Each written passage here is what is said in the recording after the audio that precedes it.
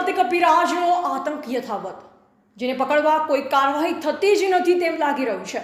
બોડેલીમાં ફરી એકવાર કપિરાજ હુમલો કરતા ગંભીર ઇજા પહોંચી, જેથી કરી પીડિતને સારવાર અર્થે આરાધ્ય હોસ્પિટલ ખસેડાયો। બોડેલી સમર્પણ સોસાયટીમાં રહેતા બિપિનભાઈ ગાવિતને કપિરાજનો આતંક નડ્યો। છોટાઉદેપુર જિલ્લાના બોડેલીના અલીપુરા વિસ્તારમાં કપિરાજના ટોળા ફરી રહ્યા છે। થોડા દિવસ અગાઉ એક આધેડ પર કપિરાજ હુમલો કરતા ગંભીર ઇજા પહોંચી હતી, જેના 3 દિવસ બાદ જ એક બાળકી પર હુમલો કરાયો, તેને પણ ગંભીર ઇજા પહોંચી। જ્યારે ગઈકાલ સાંજના 6 વાગ્યાના અરસામાં ફરી એક વ્યક્તિ પર હુમલો કરતા ગંભીર ઇજાના કારણે તેને 35 જેટલા ટાંકા લેવામાં આવ્યા, જેથી કરી બોડેલી પંથકમાં કપિરાજના ખોફનો માહોલ છવાયો છે। પોતાના ઘરોમાં પણ લોકો સુરક્ષિત નથી, જેથી કરી લોકમાંગ ઉઠી છે કે વહેલી તકે તંત્ર દ્વારા આવા કપિરાજને પાંજરે પૂરવામાં આવે, જેથી કરી લોકો સુરક્ષિત રહે। ટીવીટી ન્યૂઝ નેટવર્ક સાથે રિપોર્ટર ઝહીર સૈયદ, બોડેલી, છોટાઉદેપુર। બિપિનભાઈ ધીરુભાઈ ગાવિત છે। હું સમર્પણ સોસાયટીમાં રહું છું। સાંજે 6 વાગ્યાની આજુબાજુ અમે મારી મિસિસ અને બી બહાર ઓટલા પર બેઠા હતા। પછી હું પાછળ હાથ ધોવા માટે ચોકડીમાં નળ ચાલુ કરીને હાથ ધોયો અને નળ બંધ કરીને પછી હું અંદર ઘરમાં આવતો હતો। એ વાંદરાએ અચાનક આવીને પગમાં બચકું ભરી લીધું અને તાત્કાલિક અમે સારવાર માટે આરાધ્ય હોસ્પિટલમાં આવ્યા।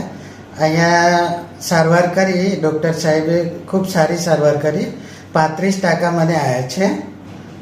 તો સરકારશ્રીને મારી એટલી વિનંતી છે કે આ જે વાંદરો છે એને તાત્કાલિક પકડીને એને જંગલમાં છોડી દે અને વન વિભાગના ફોરેસ્ટર આવીને તાત્કાલિક એનો નિકાલ કરે એવી મારી અરજ છે।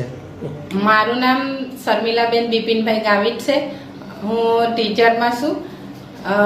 સમર્પણ સોસાયટીમાં અમે ભાડેથી રહેતા છે ને અમે 2 જણ બેઠા હતા ને ખાસા બધા વાંદરાઓ હતા, પણ પછી બિપિનભાઈ કે ચાલો ને હું પાછળ જઈને હાથ ધોઈ આવું એમ કે, આજુબાજુ જોયું એમ કે ને નળ ચાલુ કરીને હાથ ધોયા। પછી પાછળ ચાલો હવે અંદર જતો રહો એમ કરીને અંદર આવતા હતા, મને ખબર જ નહીં પડી। એમને બૂમ પાડી ત્યારે મેં તો આવીને જોયું તો ખાસું બધું એ થઈ ગયેલું છે। તો મારી એટલી વિનંતી છે કે આ વાંદરાને એ પકડી લઈ જાય વન વિભાગ વાળા, એવી મારી એટલી વિનંતી છે। કેટલા ટાંકા આવ્યા એમને? છે ને 35% આવેલા છે, આરાધ્ય હોસ્પિટલમાં આવેલા છે। અને હવે કેટલા વાંદરા છે, આવું નુકસાન શું કરે છે? આવું નુકસાન આગળ કોઈને નુકસાન આવું નહીં થવું જોઈએ, એટલે વન વિભાગ વાળાને મારી એટલી વિનંતી છે કે એ લોકો જલ્દીથી એને પકડીને કશેક છોડી આવે એમ, બસ એટલું જ મારે કહેવું છે। મારું નામ છે શર્મિલાબેન બિપિનભાઈ ગાવિત। હું ડૉક્ટર ધવલ રાઠવા છું।